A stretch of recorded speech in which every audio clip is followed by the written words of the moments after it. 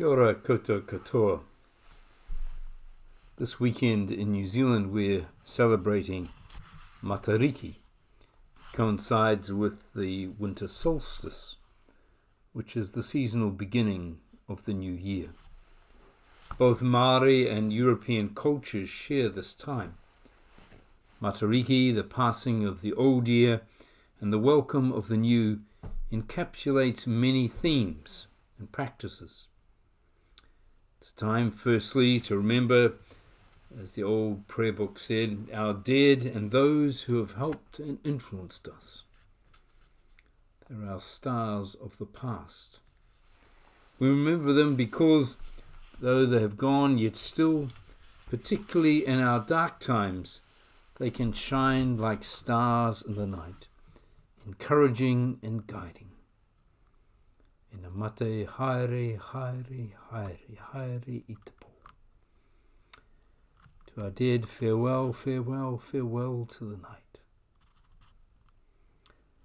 Secondly, Matariki is a time of coming change, a turning of the seasons, and the coming of light.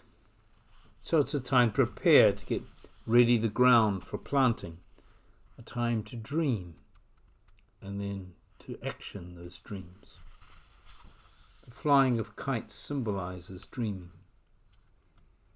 And lastly, Matariki occurred at the end of the harvest season, so it was a time of giving thanks, expressing our gratitude for our whenua, the land, Papatuanuku, our earth mother, who has sustained us, and to partake in the bounty of that sustenance. Jesus was a star.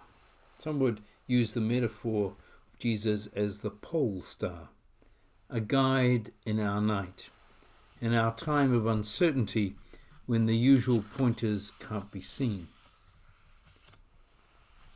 Our gospel text today from Luke points to some of the values, the lived dream that Jesus had. Jesus and the Gerasene demoniac, as the sick man has been called or so labelled. This is actually two stories in the one telling. The first story is about mental ill health and the inadequacy of the healthcare response at the time. The second story, woven into the first, is about the Roman occupation of Palestine and the effects of colonization. Mental ill health, particularly when manifested as irrational, violent behavior, was labeled back in the Bible days as demon possession. Such labeling is not uncommon still in fundamentalist churches. Indeed, in general today, there is a lot of labeling when it comes to mental ill health. Back in Jesus' day, when a family or hapu couldn't cope with one so afflicted, the healthcare response was restraint, supervision, and separation from where others lived. Hence we have the Gerasene man bound in chains, under guard, and living in a graveyard. There is a shocking and revolting history of how those who are mentally ill have been treated throughout recorded time. Restraint, supervision, and separation are on the kinder end of that continuum. There is also, especially in recent times, a redemptive history of the relief and healing that medicines and other therapies can bring, as well as growing acceptance of the widespread nature and normality of mental ill health. In our country, such illness no longer has the stigma it once had. Those so afflicted are no longer treated like prisoners or moral reprobates. With appropriate support and funding, many so ill have been helped. That said, we still have a long way to go as a society in how we care for, embrace and restore those who suffer from the many forms of mental illness. What this Bible story does is not only recreate a picture of Jesus, which might mirror his actions and certainly others' expectations of Jesus, but it creates a moral expectation on those of us who would follow in his name.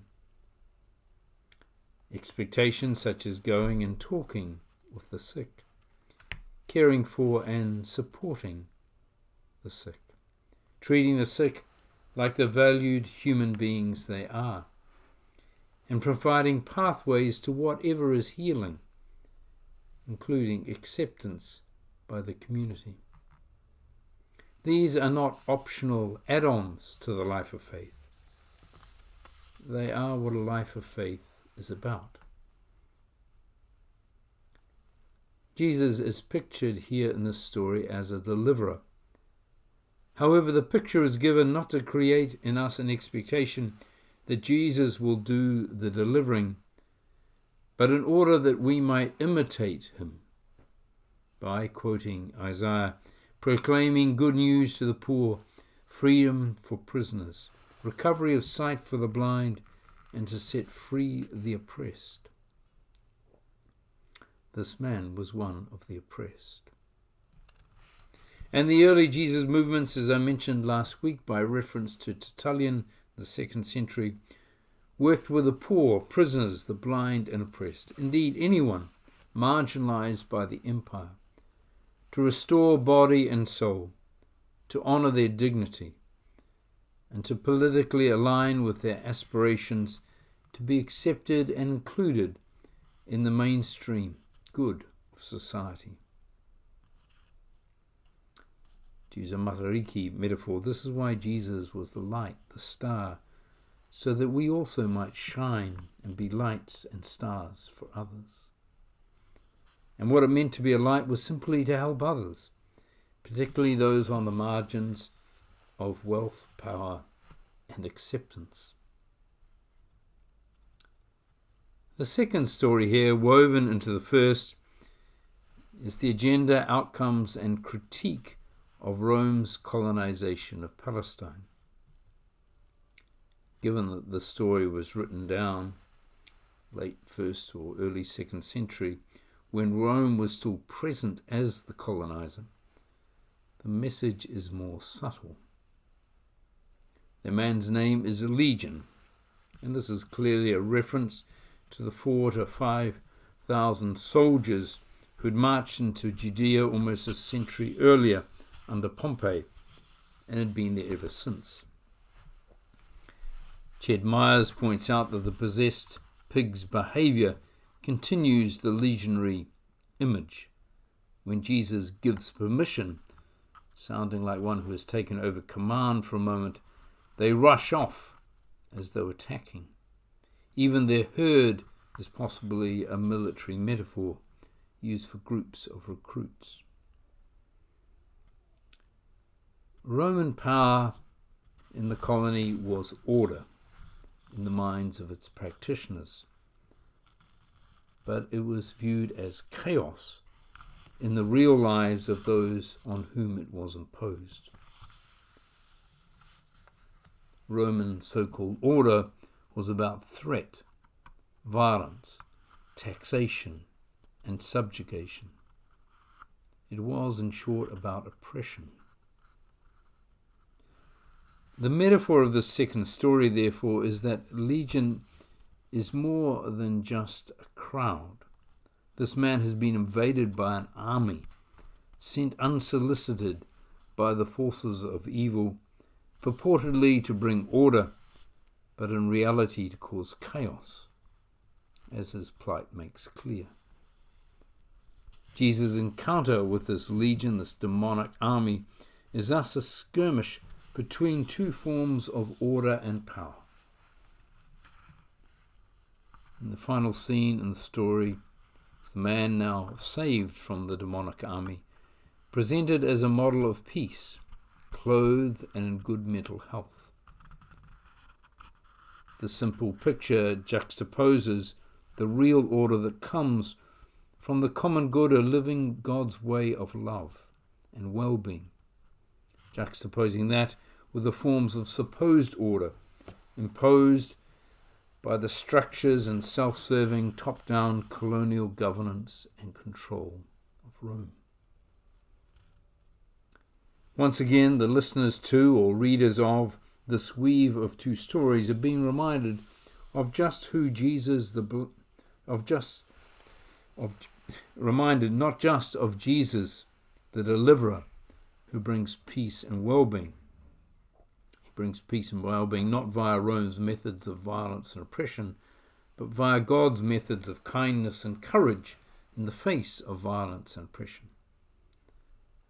So we've been reminded not only of Jesus, the deliverer, but of our own calling to emulate the ways and actions of Jesus. The call too that we should be light bearers of hope, that we too should practice kindness and courage, and we too should be caring in our society, creating a place, a home that honours the whole range of mental well-being.